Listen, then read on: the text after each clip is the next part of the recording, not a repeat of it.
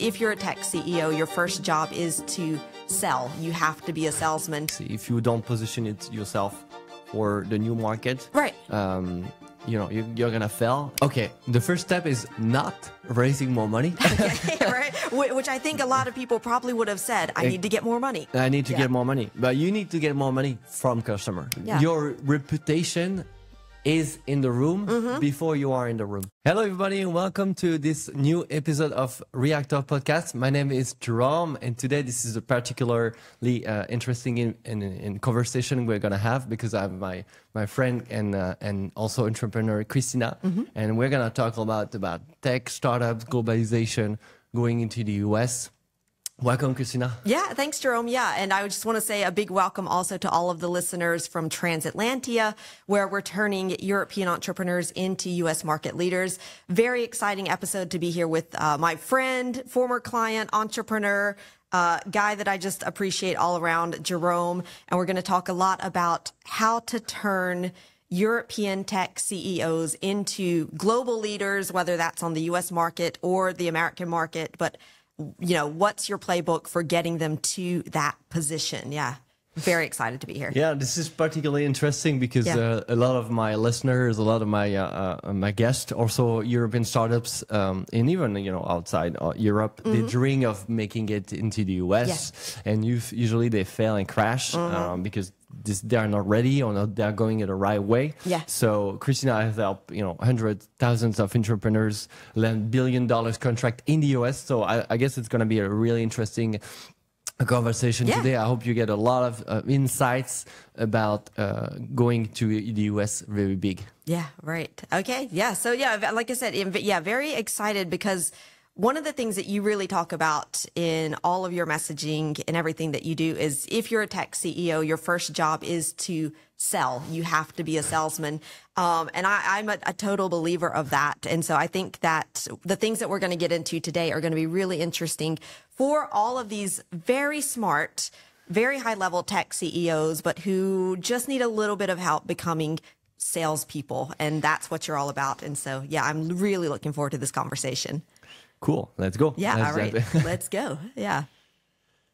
So, so I would say maybe if we just talk about, I don't know, what's the biggest mistake that you see European tech CEOs make when they try to go global?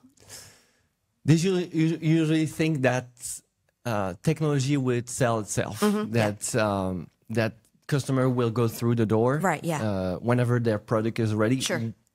And they will know that it's ready. They will directly ask for an invoice and buy it directly. And usually a lot of people say, when I talk to them and say they're waiting. They're waiting. Yeah, right, yeah. Really for these big corporates to know when they are doing no advertising whatsoever. Yeah. They're just selling technology and they're not focusing on value proposition. And even the ones that are going out and talking to customers, usually they try and push their product and technology and they don't listen. Right, yeah.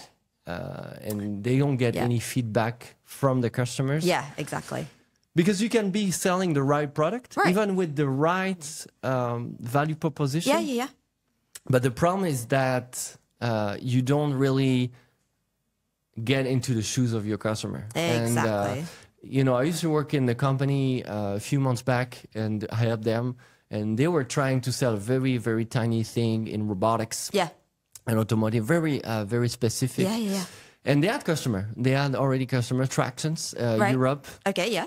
And they told me, but no one is coming yet. And they were doing some kind of marketing. The thing is, like, when we started working together, I said, okay, let's talk about this company. And there was not a tiny company. They were helping the French space agency. Okay, yeah, right. Wow. So which was a really legitimate. Yeah.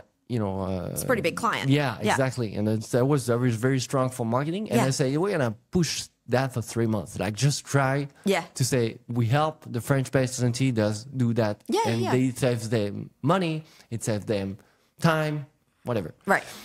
And you should have seen all the big corporate names in the aerospace industry coming up like, we want to know what you did with the space industry, because we want the same. Right. We want doing the same. We want to do the same thing. Yeah. And they sign, and that was like inbound marketing. Sure. And that was not hard for them because they just talk about what they do. Yeah. And that's usually simple. You know, you talk about what you do every day. Yeah. And that should be your main focus. That would be the first mistake that they all do. Right. Okay. Yeah, exactly. So it's just like talking about what you do, how you help your clients, what you're going to be able to get for these other clients that you're trying, like, make it simple. Yeah. Make it simple, man. Exactly. And talk about people. People love talking about themselves. Yeah. So, you know, if it's the same for you, they are being sold something or pushed into buying something, they don't want to. Like, they want to feel like they need the stuff. And so if you're not putting that into perspective, into entering global market, even if you're a French company going to an Italian market, you know, what's happening in Italy right now? Right. You know, what's the big trend? What's the issue with most of the company? Exactly. You got to like pull them into your product rather than pushing your product onto them. Exactly. It has to come from them. Exactly. Exactly. That's it. And on the flip side, so when our European, European founders target the US, what's their first mistake? What do they do wrong? I'd say there's maybe two big mistakes that I've seen a lot. And the very first one that I feel like almost everybody makes is just underestimating the differences between the European market and their European clients versus the American market and their American clients. And I'm not talking about like the regulations and all of that, because very often they're like, all right, we know that we don't know this. That's the difference, I would say. They know that they don't know the parts about the regulations, the legal aspects, etc. So they're really going to invest in making sure they get that right. So that's good. But then they underestimate the differences just in terms of how the market works, in buyer mindset, buyer psychology, the cultural differences. I mean, there's, two things I was talking to a guy that's most likely going to become a client, and they do tailored software. Okay. They tailor their software to their clients' needs. And we were talking about it, and I said, well, when you're going into the U.S. market, what are you going to have to do differently? What do you think you're going to have to do differently? And he said, well, I don't know. We might have to tweak some things, but I mean, 90%, it's probably going to be the same. I'm like, all right, no, we're going to talk about this. So that's the first thing, is just assuming it's going to be like 90% it's the same. We're going to put it in English. We might change a little bit, but otherwise it's going to work. Another example is a friend of mine from Grenoble who's just recently gone and started living in the U.S. And I was talking to him on LinkedIn, and I said, what are the differences that you've seen? And he's like, it's really, really different. And I'm like, yeah. It's like, yeah, it is. And he said, I didn't think it was going to be this extreme. So I still need to find out what exactly are the differences that he's seen. I really want to get into that and maybe bring him onto the podcast or something. But and I would say that he's somebody who prepared for this. I mean, he's been preparing for this move to the U.S. So he didn't just kind of go, thinking I'll see what's going to happen. So just don't underestimate those differences. That's going to be the key thing. The other mistake that I see a lot of entrepreneurs making is they're really like hardcore focusing on just lead generation and getting appointments.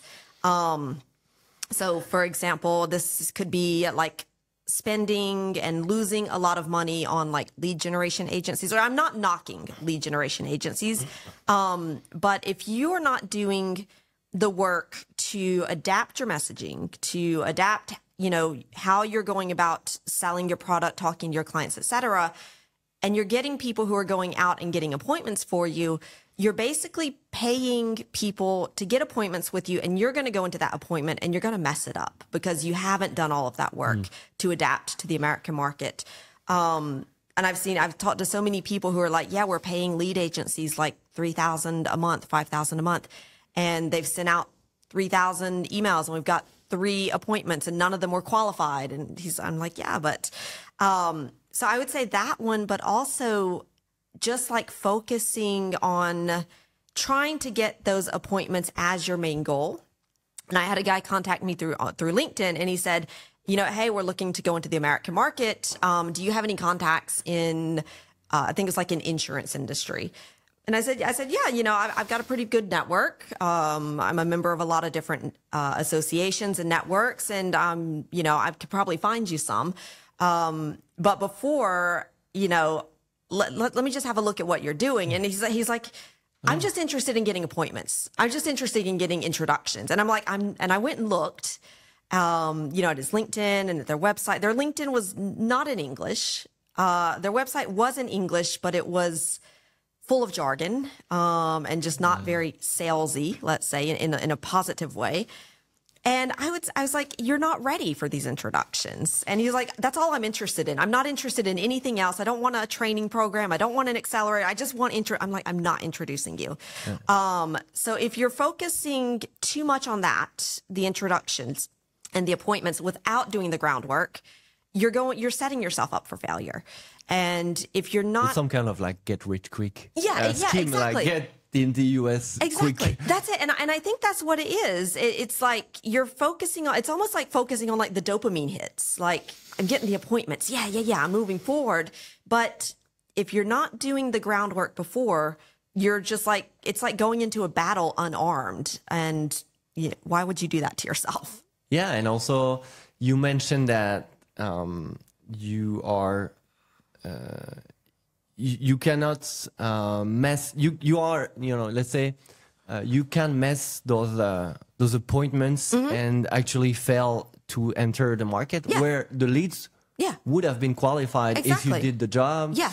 If after the call the guy was looking at your website and it was with the right wording, with the video in English. Yeah. But otherwise you just messing up a good opportunity. It could be a qualified lead as well. It could be, and you are not even tapping into the also the differences between states, between like, if you're going targeting US East Coast or California, it's different. Different ways of doing business. Yeah, and, totally. That's also a big challenge because you're not tapping into a small market. Right. It's going fast. Yeah. It's going, it's going to be different. Yep. And you're going to be challenged. Exactly. Yeah. And also, what I've seen from your experience is that people want trust. And if they see that you are not trustworthy, even you have already a gap when you're a foreigner. Yeah. You are a foreigner, so then there's a gap at first. Sure. Yeah. And then after that, there's like, okay, can he deliver? Exactly. Can you deliver on your results? Yeah. Even if you promise, some kind of big opportunities for the customer. Right. Like, can you deliver actually on those those delivery? And I have to jump into the question because this is the title of the episode from on my channel, and a lot of people are asking about this billion deal that you helped your customer sign. Right. So can you tell us the story about this huge contract, even if you cannot sign, quote names and everything? Yeah, we'll not quote the names. Yeah, let's go through the process. Through how that happened. Yeah. So this was interesting, and I would say that this is something that we actually see very often, the entry point, let's say, meaning so it's a company, it's a catering company. And they work with, airlines, airplanes, airports, things like this. And the guy came to us and he said, I'm going to be moving to the U.S. My company is moving me to the U.S. rather. And so I need to work on my English. And so we said, okay, yeah, great. We can do that. And then we start working with him, and we get in and we always do like a diagnostic of objectives and things like that. And we say, well, what is it that you need to work on? And he said, well, I need to work on my English because I'm going to be in the US. I want to work on the culture because I know that there's some differences, but I don't know what those differences are. I'm going to need to be able to negotiate contracts, to manage an American team, like just all of this, I would say not easy stuff to do already when you're in your own culture and your own language. But here you're going into a foreign culture in a foreign language in Texas, of all places, which I would say actually Texas has a bad reputation, but it's actually a lot better than we imagine it to be. And so we said, all right, we're going to start working on everything. So we started off with just kind of like some overviews on what are the main things that you need to know about the different ways of doing business. And so this is things like, the approach to time already. Like that's a big thing. Punctuality, meetings, structure, all of this stuff. So we start with some basics of American business culture. And then we really started from, I want to say like the beginning, meaning how do you introduce yourself? How do you talk about who you are and what you do when you're going into these meetings and you're going to introduce yourself to your American colleagues?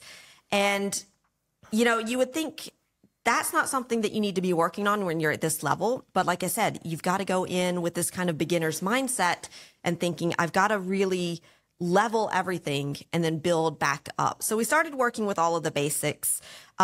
We worked a lot on the aspect of socializing, small talk, building up rapport, because a lot of times we think that Americans, it's direct, it's to the point, it's all about business, and that's the only thing that matters.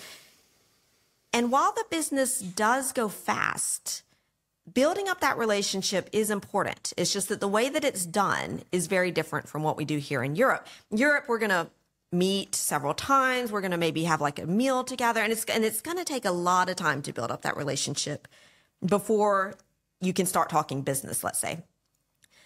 In the US, you're going to still build up that relationship, but it's going to be faster. It's going to be shorter, but it's still building the relationship. If you try to go straight into the deal too early, it's just not going to work out. So we worked on that aspect as well, because very often it's something that is neglected in, business practices, let's say.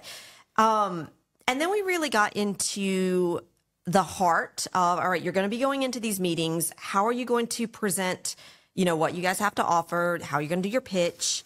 We looked at the documents. We looked at the slide deck. We rearranged everything just because the way that you persuade in Europe is going to be very different from how you persuade in the US. In the US, we're going to start talking about, what's in it for me? What's the value? What's the problem? What's the solution? Do a little bit of storytelling in there as well. Not so much focusing on like the specs or the techno, even though catering is not technical, but let's say the technical aspects of your product. And so we totally flipped that. We did a little bit of work, with the book Don't Never Split the Difference by Chris Voss. Really some like hardcore negotiation role play techniques, things like that.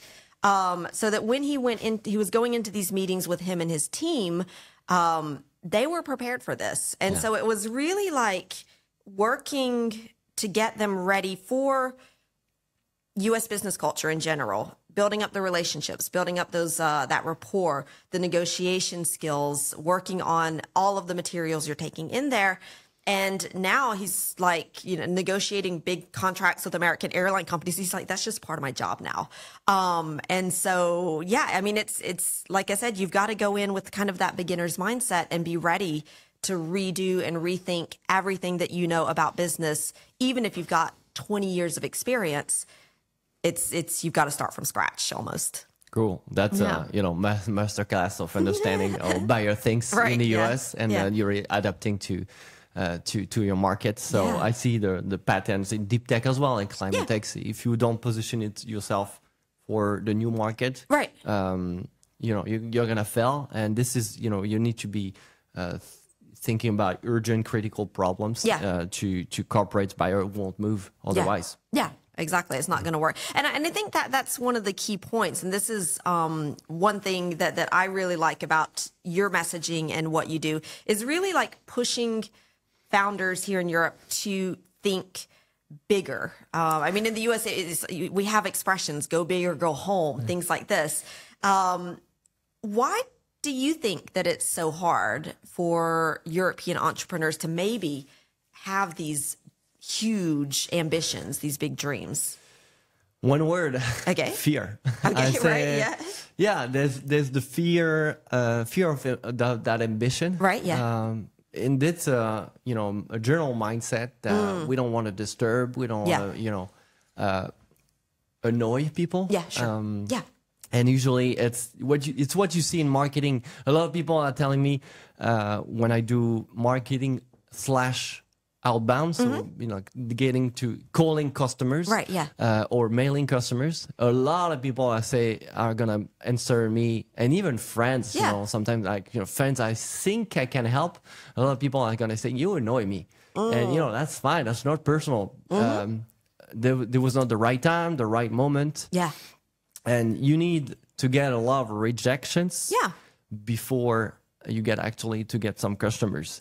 Yeah, and exactly. also, if you're a startup, you're obviously tiny. Right, yeah. But everyone, started somewhere. Exactly. And even big corporates, they do have a problem. They are slow. Sure. They need some kind of like innovation to stay in the game. Right. If Apple is 48 years old now today, and they're still innovating. Yeah, exactly. They're still, and they were born and they were talking to the revolutionary people mindset, and a lot of people think different. Yeah. Yeah. Right. And also, if you're a startup and you talk to big corporates and you are helping them reduce the amount of waste that they have, they are reducing the bills. Yeah.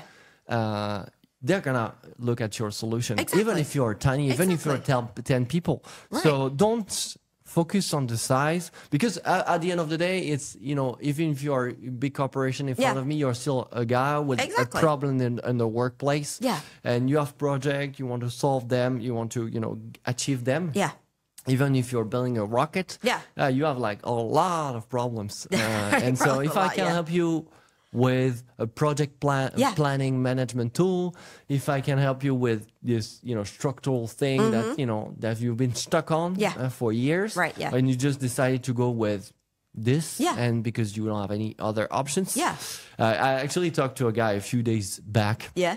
He has a really great tool for privacy in software. Okay. So Sure. it's like a tool where, when you enter, I'm Christina and I'm a CEO of a translator, it removes the Christina. It's like, hey, I'm first name and I'm role at company name. Sure. And that's very interesting. Yeah. And the guy is like, the tool is open source. So this is also, he's a Swiss guy. Yeah. And he said, I got this email yesterday from the head of technology partnerships at Apple. Yeah. I was like, wow, congrats. Right. And he said, yeah, we're just two of us. Yeah. Just the two of us. It's like, yeah, congrats. And the guy say, yeah, but they're paying 10,000 a month for the tool. And you say, yeah, but it's getting a lot more expensive for us because this company wants this and this other company wants this. You say, yeah, but your tool is necessary. Like, can they do otherwise? Right. Is there another option for them? And you say, no, there's no option out there. And even the fact that it's open source, 90% of the code, they can just take it and internalize it. Yeah. But then they ask for us to jump in and say, yeah, okay, you charge. Yeah. You go, you take the 10,000. Right. But then you say, okay, for customization, it's 10 times more. Yeah. Right. But they don't have another option. Even they are just the two of them. Yeah.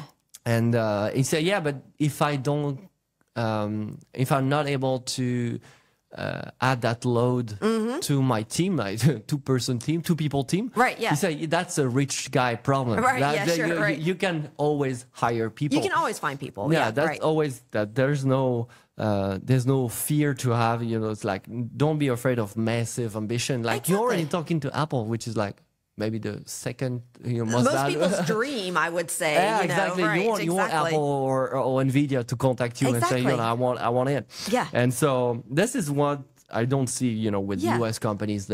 Even European founders going into the US. Right. They usually like 10 times or 100 times their ambitions when they go there. Yeah. And that's good. One thing that we can talk about is really also the personal side. Yeah. This is when I started working with an entrepreneur, we go personal very fast. Yeah. I don't mean like I don't mind with the business, but I Sure. ask about the environment. Yeah, exactly. Because this is really important. It's like, are your family supportive of what you do? Are your friends very supportive of what you do? And I also try to think like him and try to say, okay, are you trying to live the same exact life as before when you were an engineer or researcher? a project manager and trying to keep everything the same way, but being entrepreneur. Yes. And that's not working. And it's not going to work. It's not going to work because you're doing the same thing, expecting different results. Right. So that's where there is a problem, because you cannot stay the same. Your life would change. Right. I have this entrepreneur, we've been talking for 3 years. Yeah. He knows he has to go to the US. Yeah.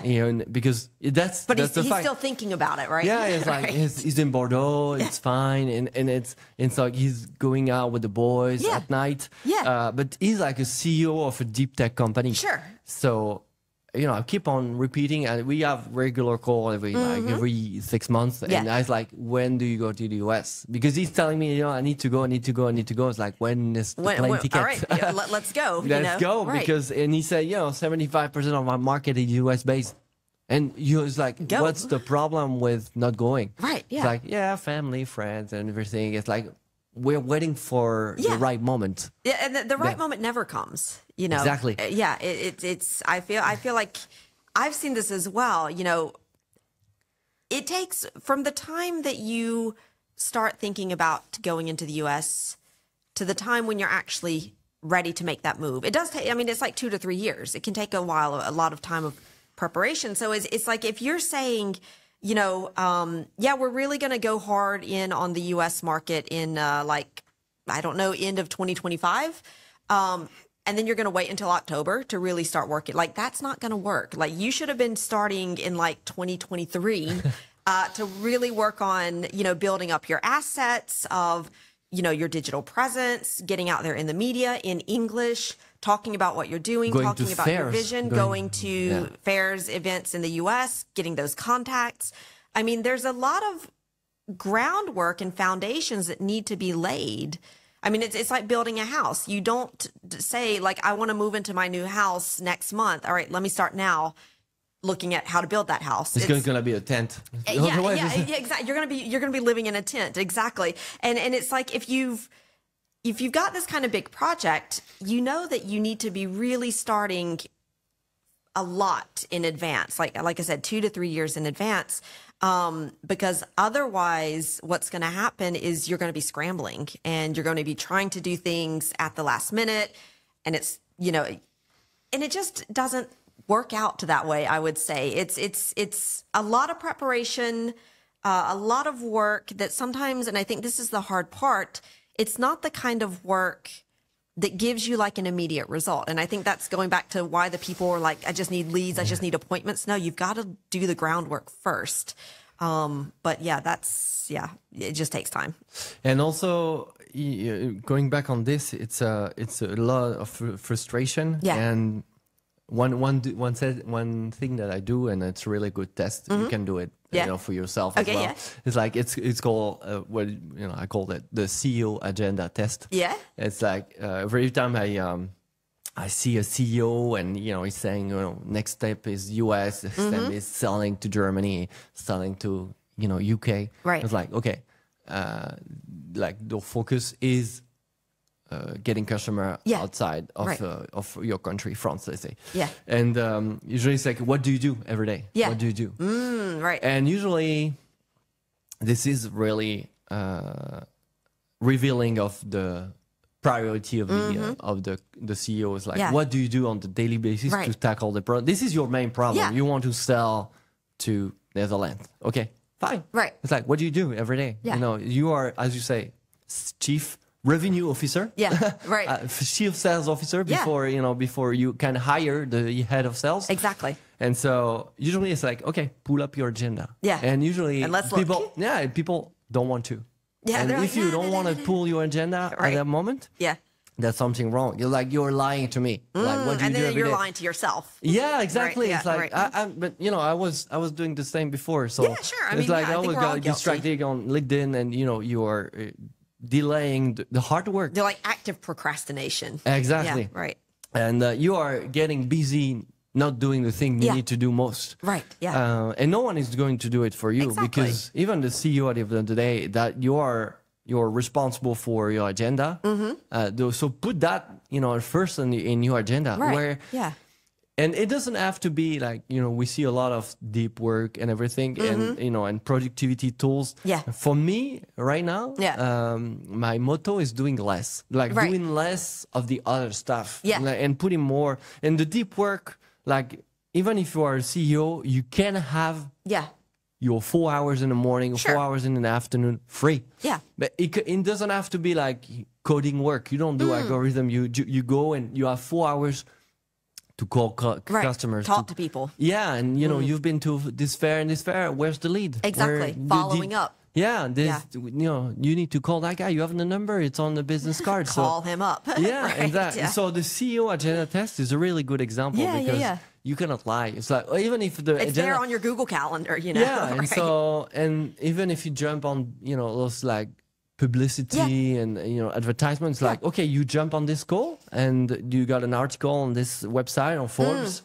Okay, how did it help the business? How many leads did you get out of this? You spend $30K dollars or or euros or whatever for this cover, but did it help? Did it help? Did it move the needle? Exactly. And sometimes it's frustrating for them because they just don't know what to say. Exactly. But also, this mindset shift. It's like you need to be accountable for your agenda, and if this is the number one priority. I was supposed to have somebody on a podcast here, and he was telling me, no, that's not priority, and he had like 7 priorities at the same moment. Priority is one. You have one priority. It's like, let's do it again. I just listed everything I just repeated everything he says. Like, my priorities are like customers, raising money, recruiting, ads, marketing, whatever. Like, there was like 7. And I just stopped. And I was like, do you see the problem? Recipe for disaster right here. Yeah. And then he refused, to go on a podcast. And that's okay. That's fine. But it's like, okay, what do you do for, our own good, for your own business? Exactly. Yeah. He couldn't answer to me. And, I've been waiting. And you're like, all right. I was like, I was going to say, it goes back. You've got to be prepared to level down everything that you've been doing and everything that you think and have that open mind. Because like you said, if you're doing the same things, but you're expecting different results, I don't know. I don't know if this is a true quote, but they say that Albert Einstein says that that's the definition of insanity. But yeah, I mean, it's not going to work. And talking about translating this fear, because I think you see this fear every day in your work, is like, how do you practically translate European pitch when going to the US? Do you have any tips to share? Yeah. Because I think, what you said about the fear, I mean, when you're pitching, often we think pitching is getting up on like a stage, you've got your slide deck, you're at a pitch contest, or you're pitching investors or whatever. For me, when I talk about pitch, it's every moment that you have to talk about what you're doing. What's your mission? What do you have to offer the people? So this can be, a pitch presentation. It can be a conversation. It can be the way that you show up on social media, on LinkedIn. Every opportunity can turn into an opportunity to pitch. And I don't mean pitch as in like forcing a sales speech down someone's throat. I mean, just getting people on board. And if we look at it that way, I would say one of the biggest mistakes that I see when pitching is forgetting that, for example, if you're in an investor pitch, the investor is looking for 2 things probably. A return on investment. I mean, that's why they're investing, is because, I'm going to give you money. I'm placing a bet on you, and I want to see more money come back to me. So they're looking for the investment, and they're also looking at you as the founder. True. So, the idea is I'm looking at you. I want to see that you've got a vision, that you have this dream, that you are in this for some sort of personal reason other than just, I want to go out there and I want to make money. That's important. But taking it to a deeper, more personal level is also, I mean, like you said, when you're selling, maybe it is business to business, but it's also human to human. And we want to see people who have these big visions, who have these big dreams, and who are like going all in on what they want to accomplish. And one of the things I almost always see when I look at a pitch deck is what's first? The product, the tech, the specs, how innovative I'm like, if you're pitching something, it's probably by definition innovative. And even if it doesn't have to be innovative, it can just be something really simple, but solves a problem and has a huge market. And there was a story that I can't remember the brand name, but it was talking about, it was something like eyelash extensions or eyebrow shaping or something like, and you know, the people, I think it was the investors, they didn't see the opportunity there, but the lady, she's like, no, this is a huge market. It's not sexy. It's not techie. But then when she finally got it out to the market, like that thing exploded, just because there was the market and then there was the investment. And she wasn't talking, you know, about the tech or anything like that. And so if you're going in, if you have like a tech solution, and you're going in and you're talking about the technical specifications, if you're using a lot of fancy, long jargon words, that's not selling a dream to anybody. In fact, it's probably confusing people because investors are not necessarily tech people. They're investors. You know, they're like financial. So you want to make sure that you are going in there as a founder who has a vision, who has a dream. What's the story behind what you do? And putting yourself as a person and your story back into that pitch. And then also showing what's the market potential and what's the return on the investment going to be. I would say, you know, you want to talk about problem, solution, the why. So this is your personal why behind it. What's the opportunity for the investment, for the investors, very clearly stating what are the next steps. And then for pitches where it's like a formal pitch, instead of just ending on something like, if you have any questions, come and talk to me afterwards. If they have questions, they will come talk to you. Ending on like an essence statement. And this is kind of like, you want to end it with a bit of emotion. You know, leave them with that little dream. Leave them thinking like, wow, I've got to get into this. And, you know, we make decisions, buying decisions with emotions, and then we justify them with logic. Yeah, and with pitching, it's the same thing. If you're taking the emotions out, if you're taking the human out, you're taking the story out, you're just focusing on the logic. That's not how people make decisions. They justify it with the logic, but you get them in on the sale with the emotion and the essence. So if you think about two very famous examples, actually, you tapped into two things I wanted to go off track a little bit with this is Uber and Airbnb. So let's go with Uber. Uber, if you remember like 15 years ago, when you wanted to go to grab a taxi, you had this frustration as a user because you were somewhere and maybe the taxi was just around the corner. You couldn't see it. And you were not able to see each other, so no business was made. And this solved that problem with, you know, the app where you connect and you see where your cab is. And that's, you know, that's emotion. That's, you remove the frustration for the host, the customer, and for as well the cab driver. Because the cab driver, you know, there were a lot of complaints from existing taxi drivers. Of course, But then even, you know, when you were able to phone and call somebody for a cab driver, even in like, it's like, I'm close by. And they were saying, you know, you can call 5 times and say, I'm close by. And now you see on the app that the guy is like 5 minutes away or 15 minutes away, but he's stuck in traffic. But still, you know, you're reinsured. And it's all about emotions. And on the storytelling side, that's very interesting. It's, you know, the Airbnb, you know, it's been existing for, I think it's 2005, so 20 years. For a long time. For a long time. And they still repeat the same story about them going from East Coast, I don't know, Boston maybe, to LA and just having to rent a room as part, you know, of a flatmate. You know, house, I don't know, like the story exactly, but they say, you know, we actually had to sublet from somebody and it was super hard because there was a trust issue. And as well, after we wanted to rent out and let people go in our rooms, but then, oh, can you be sure that this somebody is trustworthy? And they remove, so here comes the emotion. The emotion is, can I trust somebody out? You know, the money transaction of between the two parts, the one with the room, the one with or the house, the full house, and the one renting it. Yeah. And this is where they use the story over and over again about the San Francisco room to spare. And that's the story still today, 20 years after. And they still use the emotion of, okay, it's safe for hosts, it's safe for guests. You there know, you like, go. Okay, that's the emotion, yeah. And usually when you think about it, like the tech is amazing and it's smooth, and, you know, the back end is, you know, the front end is very nice. Right, the design is very nice. That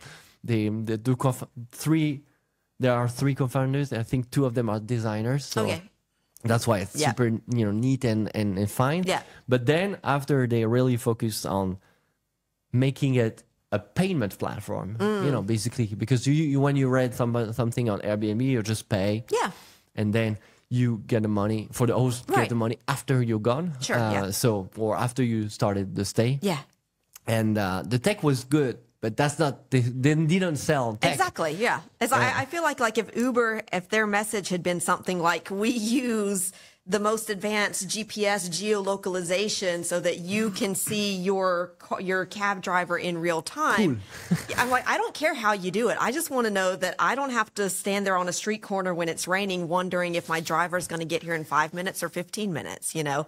So yeah, I almost want to say that, like, whatever your tech is just the means of making something happen. And what we want to hear about is what happens and how does that impact me, and how is that going to help me and make my life better or easier or richer or whatever.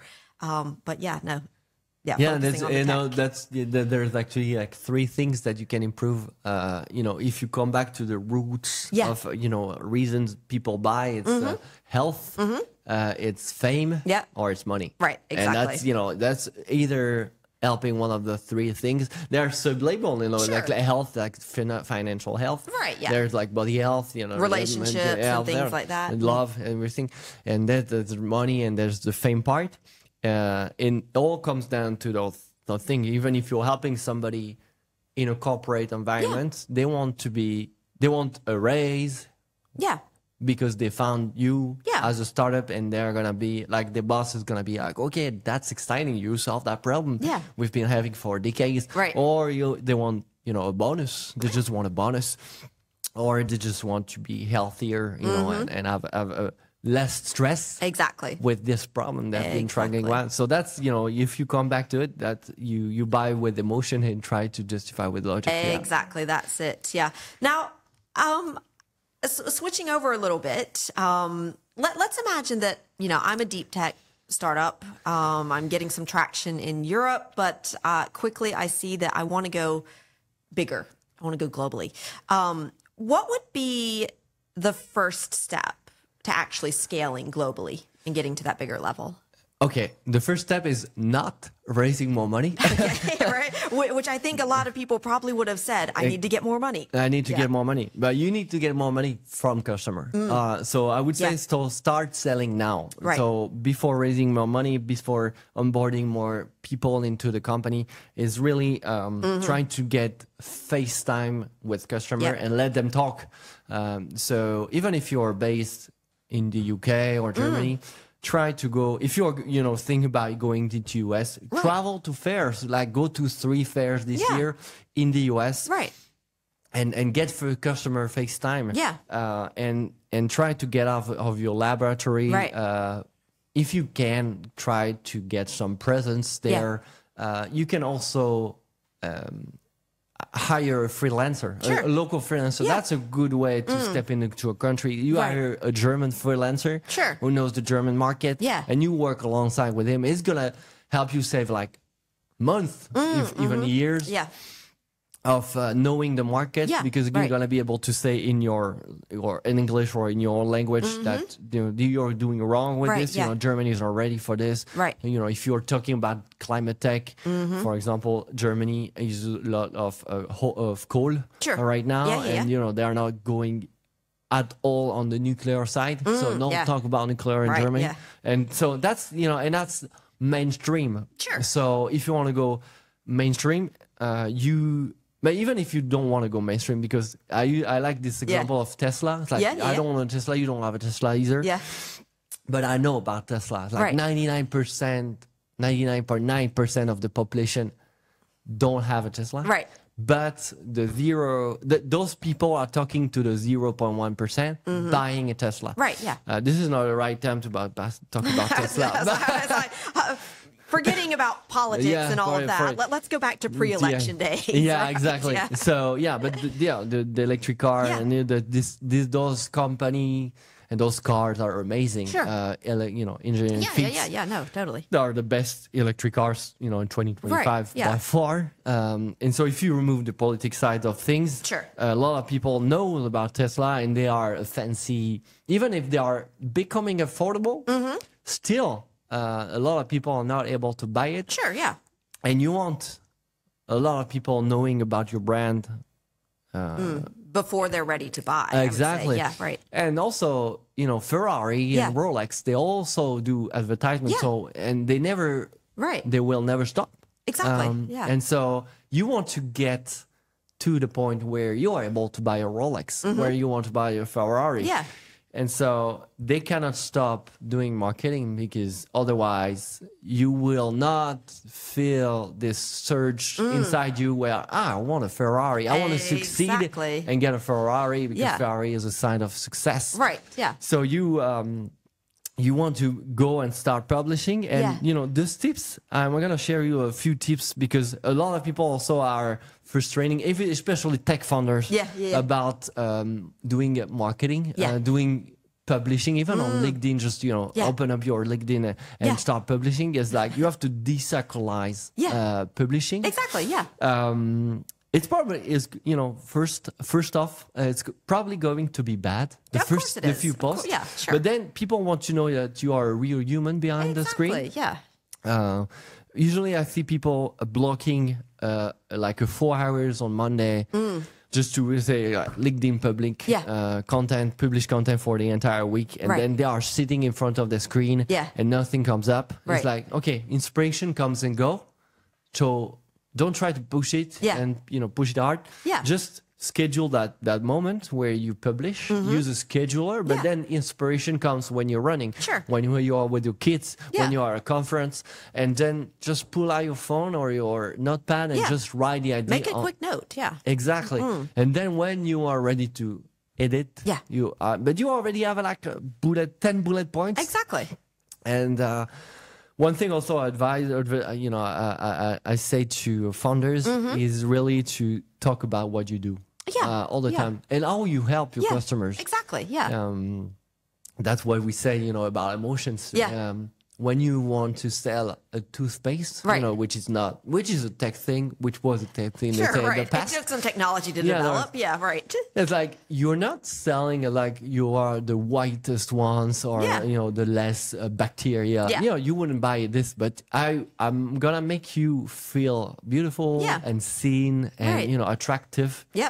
And then you're gonna say, okay, that's a nice toothpaste. That's a nice makeup. Whereas like if you go to a toothpaste, there's like 50 different toothpastes, and you're just like, I don't know which one. How do you stand out? It's by that emotion.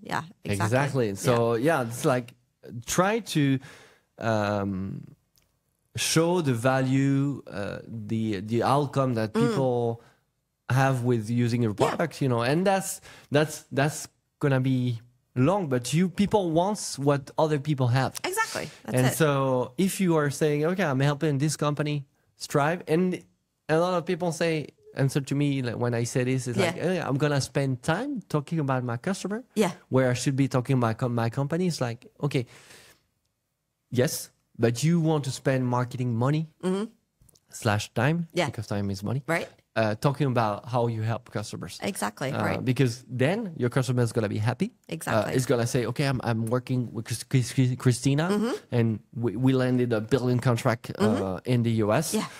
And so if you want to go to the US, go with Christina. That's, if you want to go with this toothpaste, go with this toothpaste because it's helping me being more attractive. I took my wife, and now I got married, and I'm happy. That's all good. But then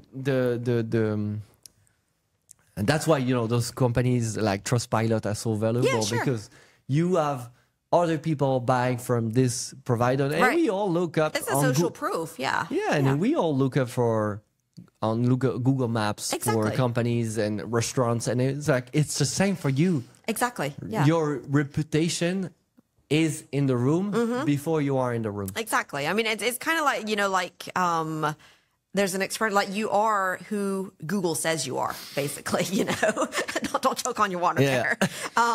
But, you know, I think that's why it's really important. You know, you talked about getting out there and getting on LinkedIn, and yeah, it's going to be crap when you get started. I mean, I have a YouTube channel with almost 500,000 subscribers on it. Been producing pretty much a video every week for the past 10 years. You go back and you watch the first videos, which are still on there. They are crap. I mean, I'm in my office. I'm filming with the computer. I have no sound. My light is like 2 IKEA lamps. I mean, they're just awful. But you got to get out there and you got to get started, because that's how you get the momentum going. And the best way to improve is to get out there and do it, and then look at what happens and look at the results. And I mean, if you're doing videos, for example, to promote, you know, your product or your company, yeah, it's hard to look at yourself and to watch yourself and to hear yourself speaking, perhaps with an accent and all of that. But that's the work that you have to do, because that's the fastest way to improve, in fact. And I would say that also it's like, if you're going out into the American market, again, you're going into a market where the culture is different, the buyer psychology is different, the pains are different, the concerns are different. And going out there and talking to people and pitching your thing and falling on your face a bunch of times is going to be the best, fastest way to make those improvements, because you're testing it on the market and not in your mind. And I know that it's really comfortable to sit there and to theorize and to be like, no, I just have to get my LinkedIn strategy in place before I start, or I just have to get my thought leadership. I'm like, you got to get out there, and that's going to come by doing, in fact. So yeah, I feel like you just got to get out there, put yourself out there, put your ego aside, you know. Otherwise, you're just going to stay in your safe little bubble, and you're never going to be confronted by the no, or the I don't understand, or we don't need that. And if you're never confronted with that, then you're never going to get to the place where you're able to offer something and to pitch it in a way that makes people say, I need that now. Wow, how does that not already exist?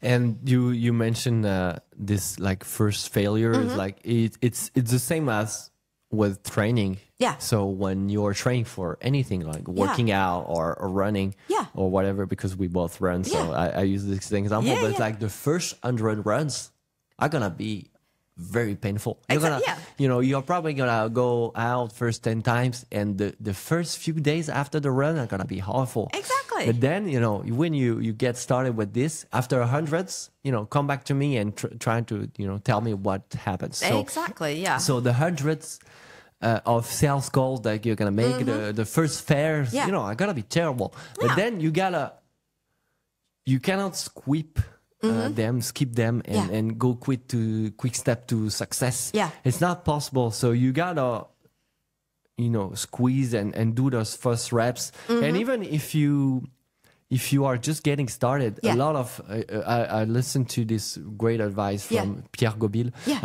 It's like, we are in Europe, we have a tendency to stick to our bad ideas or bad businesses.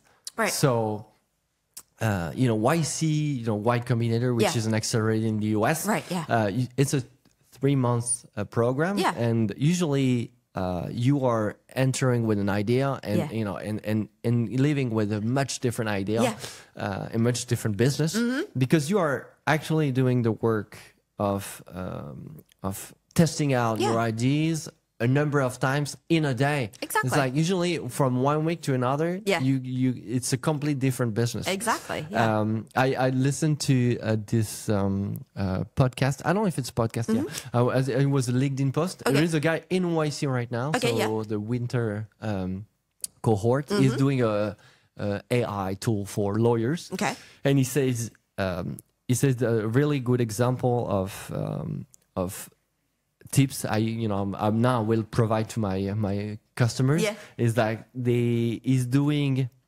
the job of his customer. So that's what they teach at YC. It's like you even go further than just talking to a customer. They went to law firms and spend a day with an associate at a law firm in the US and say, okay, we got that wrong because we thought this was the typical day of a lawyer. This is not. And they spend like 3 hours on this. Can we jump into this problem and help them, find, I don't know, I'm gonna say bad thing, but regulations. Right, sure. And this is maybe a little bit off from your first idea, but then you gotta pivot because this is where the pain is. And that's a really good test that you can do is like go to the factory floor. Right. If you're a deep tech company, go to if you're helping with waste, go to an existing waste treatment plant, water treatment plant, and go try to help them in their daily basis, daily actions. Because otherwise, it's just you're imagining. You're theorizing, But then pivot. Then and you've got to be willing to pivot, and bury the idea. Don't fall in love with your idea all the time and say, okay, this is the game, the golden idea. No, this is not a golden ticket idea. Your first idea will not be your golden idea. And probably 10,000 people in the world already thought about this. But why? Nobody's already implemented it. That's a good question to ask. Why is there not somebody in Asia or in the US already, or in Brazil already doing the same thing as me? Maybe it doesn't work. Exactly.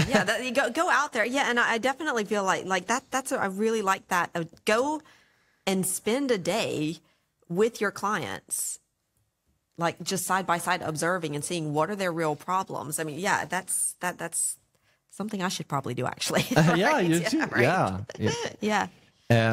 What's for you step one when I'm stepping in that shoes of the deep tech startup entrepreneur. Let's go for a German one, and I want to go into US. What's step one for you?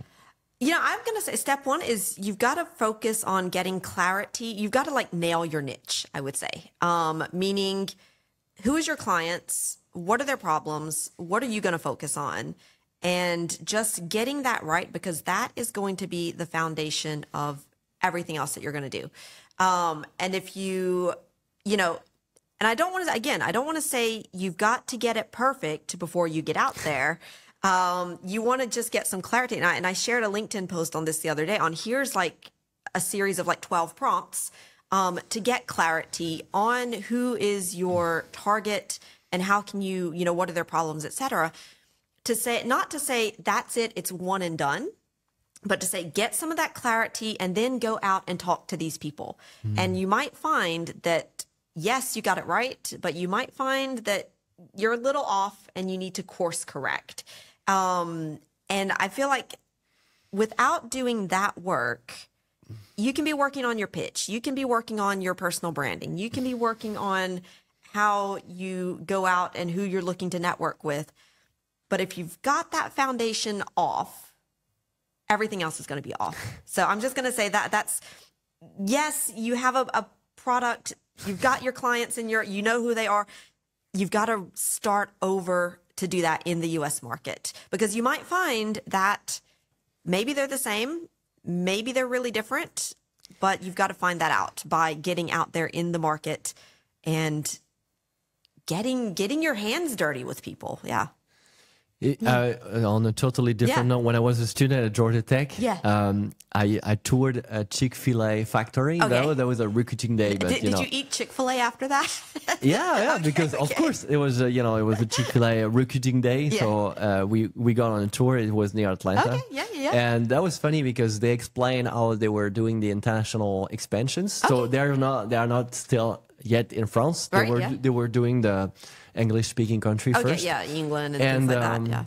And when they do that, they actually do a fake restaurant with no branding and no let's say, no emphasis on anything. Like there's no highlight on this product or this product. They just want to try what people are actually eating. Choose, yeah. Yeah. Right, yeah. And so the main product in the US was the sundae. Okay, yeah. So like the ice cream and the burger. Yeah. And they did the same menu than in the UK. Sure. And the UK was the tea as well, you know, and the tea and the nuggets. Okay, and right, you know, I don't even know. I used to go on Chick-fil-A in the US. Yeah.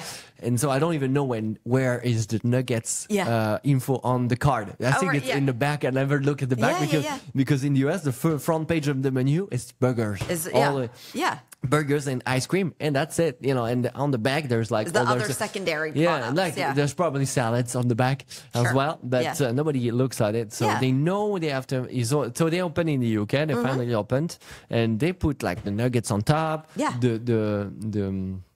The salty, it's not sweet. It's not a sweet. It's sour tea. In front of and bubble tea as well. Okay. You know, that's a very interesting. And that's the same company, same product, but like just adapting. Yeah, just adapting the amount of focus of value on this side, because also what's interesting for deep tech company is like usually the product is helping with different different aspects, and so maybe your focus two in Germany is going to be focus one in the USA, because that's the main problem right now. That's the problem, exactly. And you can see this when you are tackling industrial and factory tools, factory software. For example, if you go with the factory for food companies, for food company, maybe in Europe the problem is keeping everything under zero, you know, very cold temperature. But then in the US, maybe just, you know, they are just getting started with, you know, digital factory, and so you need to go one step below in terms of development, saying, okay, you don't even have internet in the factory, so let's go and do this. Find out what's their real problems. Exactly. So you're gonna say, let's go and look at the chain of cold, but they're not even there. You need to go first in the first problem that they have right now. Right. Yeah. And so let's go into one of the topic I love most is personal branding, corporate branding, and product naming. Yeah. And so you are an expert in that. So when European customer and European entrepreneurs go into US, how crucial is personal branding for their business? So personal branding, that's the thing that's going to make you stand out, and that's also the thing that is going to get people on board with you, make them know, like, and trust you.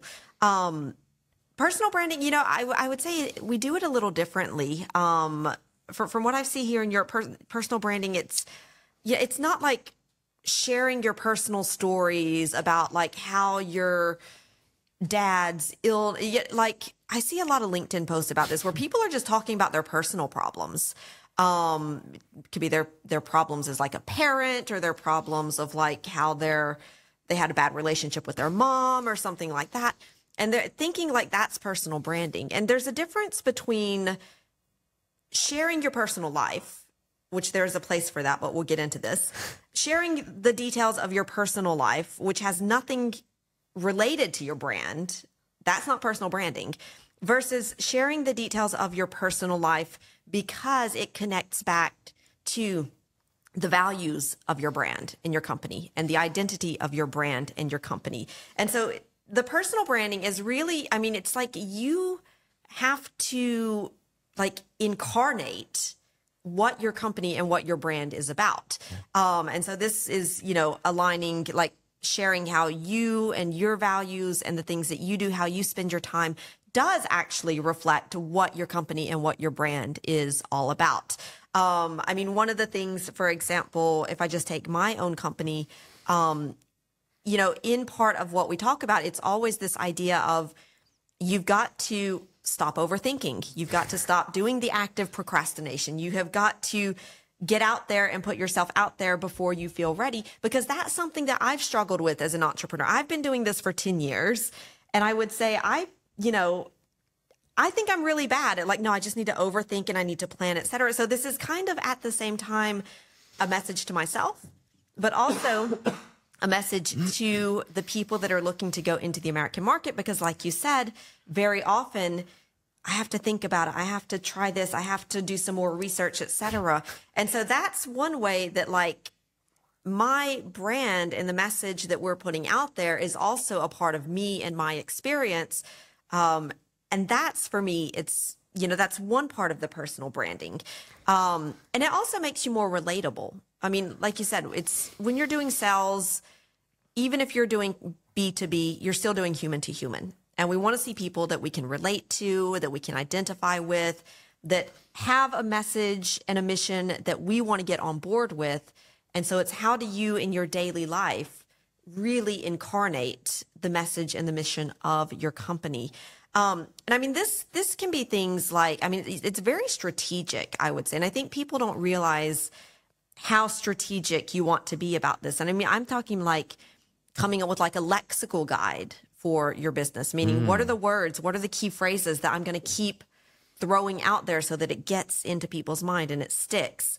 It can be about, you know, your look. I'm two guys, I can't remember their names, but I remember their branding. This one guy, he is always in red, like head to toe, red. And I think his Instagram is like the red guy.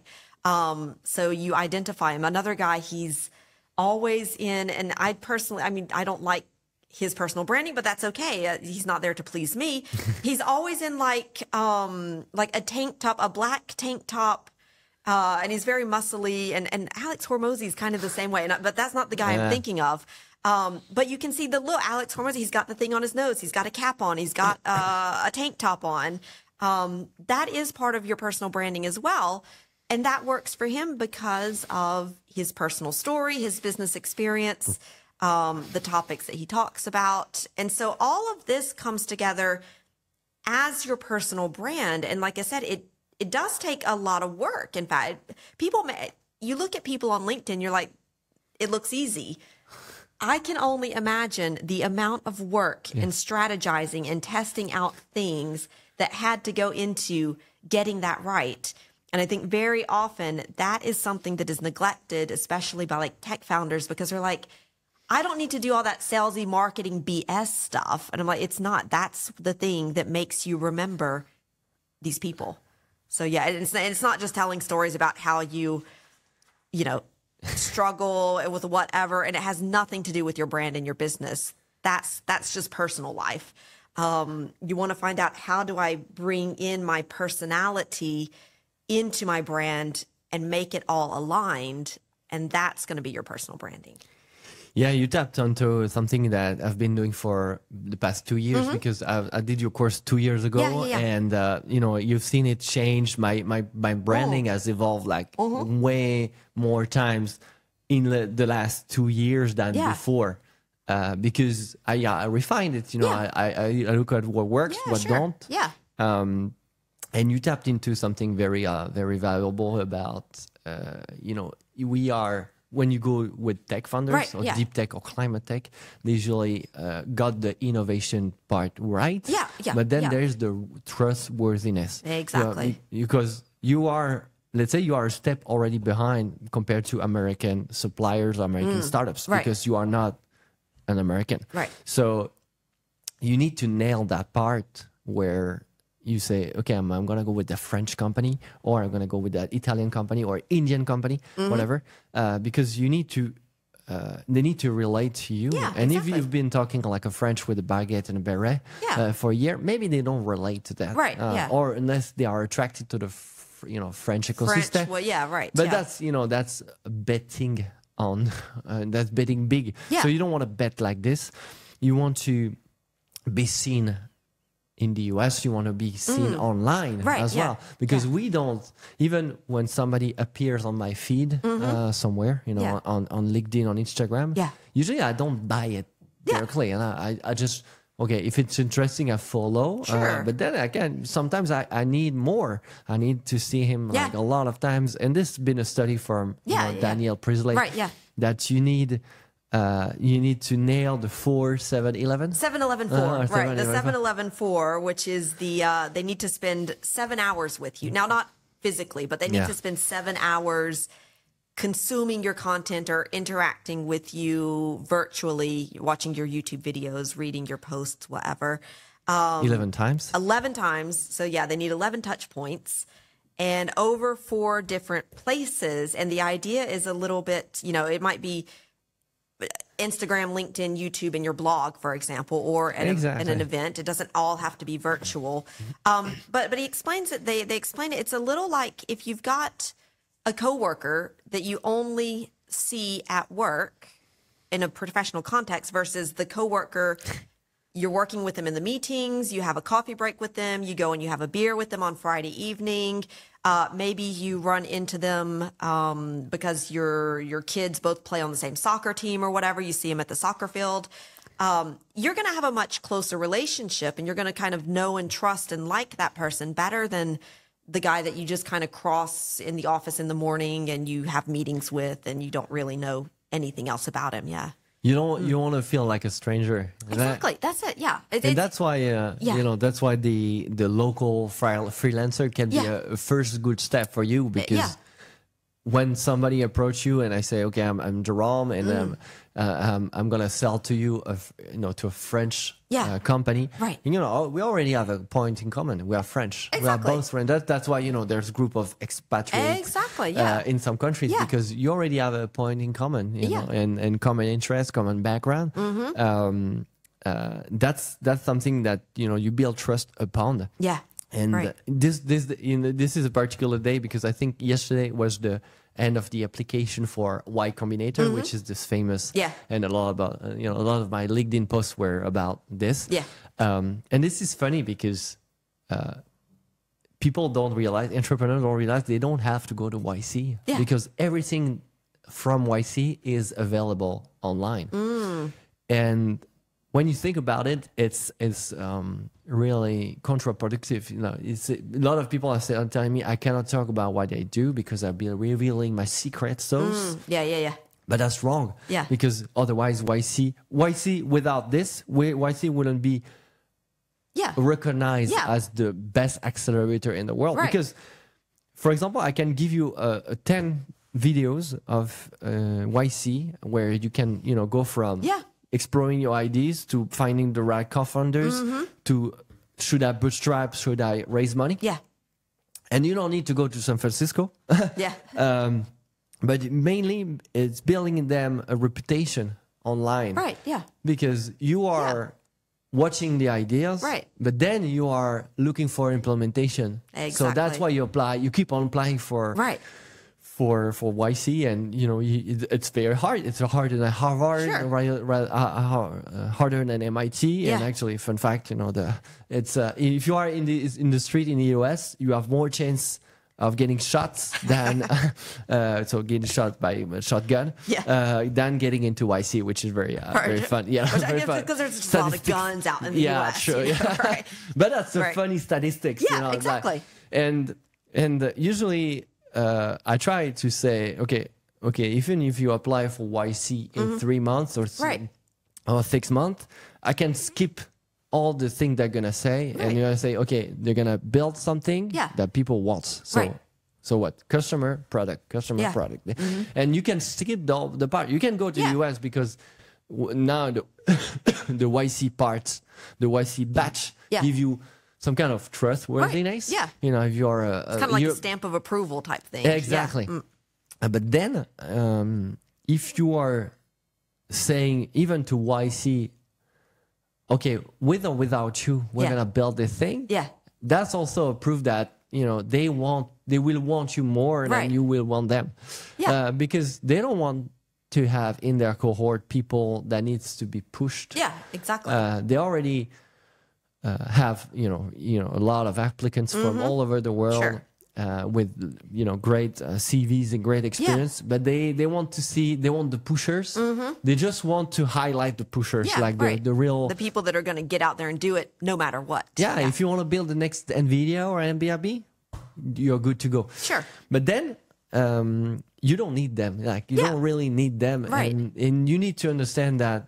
As YC, you can always publish everything you do And even if somebody takes everything you do and start the same company, it's going to be different from you. Yeah. And that's a good thing that everybody's copying you, because you can see a lot of accelerator right now Right. being shut down because they don't have the same quality as YC. So even if you just copy paste everything that YC does, everything is you copy a startup A, startup X, and you do exactly the same, that's going to be different. You're going to be executing differently. Right. So don't care about people copying you and doing things, because the important is like you need to be innovative, yes, but trustworthy. Right. And that's the fact of being online, building a presence in the US online and in fairs. Have a local office whenever you go and accepting meetings. So that's the point. And going back to a little bit to product naming, is there cultural nuances that Europeans should know when they are naming their product? I would say kind of hard to give like one sort of blanket tip, like blanket statement of things to know. But I would say that things that you want to avoid are going to, first of all, when you're starting off your company, you want to start, if you think you might go global, just start thinking about that from the start and saying, all right, if I'm doing a company, and I mean, you can change it, but then there's some work involved. But if you're planning on going global, you want to avoid things that are going to be hard to pronounce in English. True. Things that maybe it's a play on words or a reference in your native language that is not going to carry over. A really good example of this, and I've shared this on LinkedIn, a little carousel about how the company Pumput, the applesauce in the pouch thing, when they wanted to go into the U.S. market. So I worked on that project. I'm not going to say like I am responsible for getting them into the U.S. market. It wasn't that, but we did work on the messaging and the communications. And Pumput in French, I mean, that evokes something. Pomme, the apples, put, your friends. And it's, for me, kind of a product that even though all people love it in France, it's kind of like, you imagine like school children in the playground with their friends, their buddies, etc. And so that's very evocative. In the U.S. market, it doesn't mean anything. And it's hard to pronounce. And it's just kind of, it doesn't work. So when they went into the U.S. market, they totally rebranded. And when I say rebranded, everything. They changed that. It's Go-Go Squeeze in the U.S. Their marketing in France, if you go and look at their website, it's all about, doing a lot with little and simplicity and the quality of the fruit, things that are very important in French culture. So they nail it on there. Going into the U.S. market, they became applesauce with electrolytes to fuel your day because you're unique and you never want to stop and blah, blah. And I mean, that wouldn't work in France for this product, let's say. Oh, yeah. Whereas in the U.S., we know that, for example, when you're a kid, and I have lived this personally, you start school at like 7:30, you finish school at 2:30, then you've got all of your extracurricular activities, you're doing band practice for 3 hours a day, and then you're doing soccer practice until like 9 o'clock at night. And you are on the go all the time. And so, if that's their target, maybe, let's say school kids and teenagers in the U.S., they have understood that you're constantly on the go. You need to be fueled. You need to have all of that energy.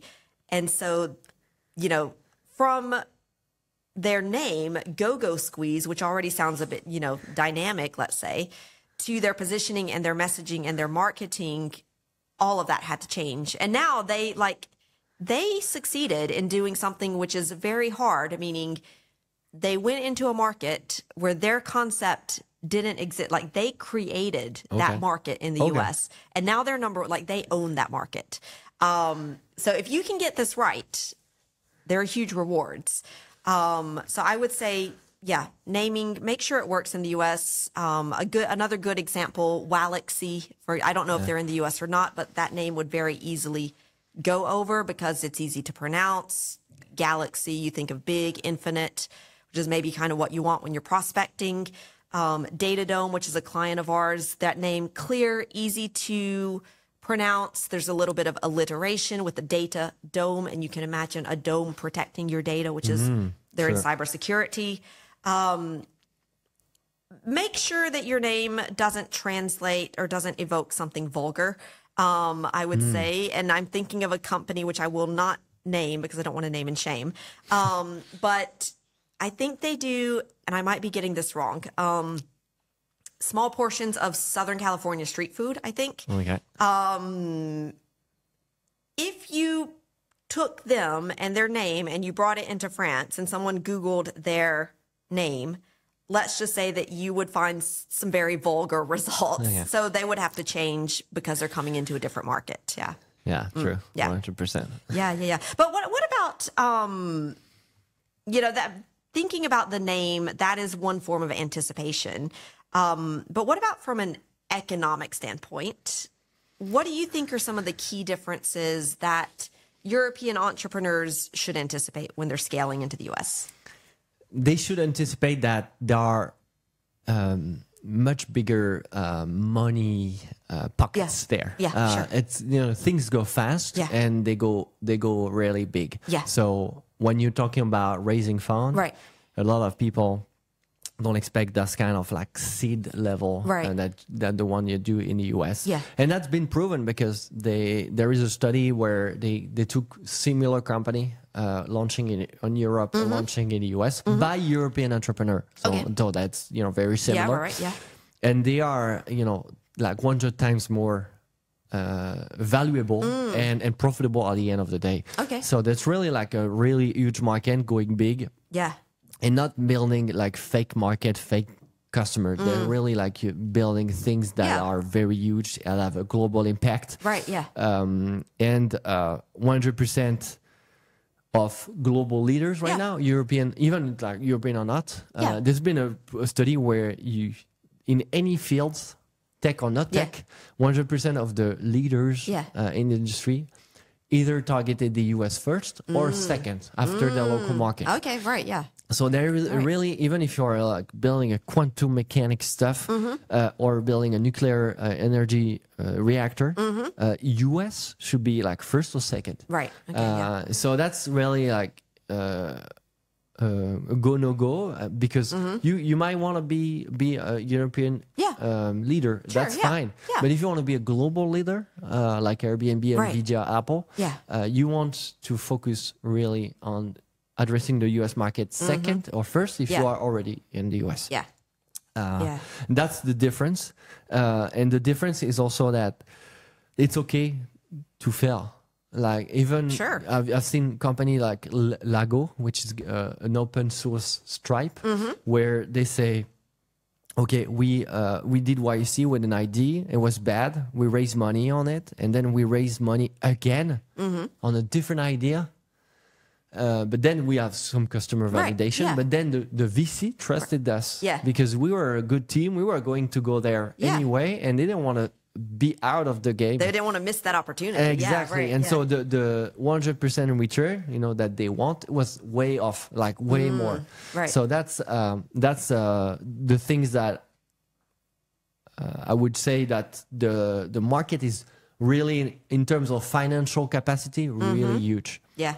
Oh, yeah, totally. And I think it was, what was it, in 2003, it was like in Europe, it was like 53 billion that were raised versus 138 billion in the US. I mean, the scale is just, once you're, I would say, past Series A, you're probably going to need to be going into the US just because the scale of things are a lot bigger. Yeah. For better or for worse. Yeah, I think we're pretty done with this interview. I think, yeah. I think we covered a lot of ground. Yeah. I mean, it's just like from personal branding to corporate branding to getting out there, putting yourself out there, the opportunities, and and also getting more time with customer, whether it's in India, France, and Germany, in the US. Test it in the market, not in your mind. Yeah, exactly. That's it. And so, if people wanted to follow you, where can they find you? So On LinkedIn, they look up Christina Rebuffet-Broadus. I don't think there's two of us. Or they can go to transatlantia.com and they can find out about our Transatlantic Entrepreneur Accelerator. I've also got a free video there that they can go and watch on the 5 steps that you must get in place in order to start building up your presence in the U.S. market and succeeding with American clients. So they can go and find me over there. And what about you? Where can they find you in Reactor Media? Yeah, so they can find me on LinkedIn, obviously, publishing every day. Also on YouTube and podcast. On the YouTube, you're going to find a lot of more in-depth interviews with tech founders and deep tech founders. A lot more are coming. I already also interview some VCs because they are interesting fellows to interview, and they have got a big overview of the industry. And if you want to have a newsletter where I go, deep dive into some kind of industries, you can always follow me. And I'm always looking forward to find new guests for my podcast. So if you want to sit down in Christina's chair, take my spot. Yeah, exactly. Right. I'm looking forward to showing the entrepreneur journey and find out more about the company, how they are expanding, right? How they tackle and they translated innovation into real businesses. So that's it. You can find me everywhere. I'm starting on Instagram. Just started, so it's getting slow, but then you got to start somewhere. Yeah, you got to start somewhere. Yeah. All right. Thank you very much, Christina. Yeah. Thank you, Jerome. See you next time. See ya. See ya.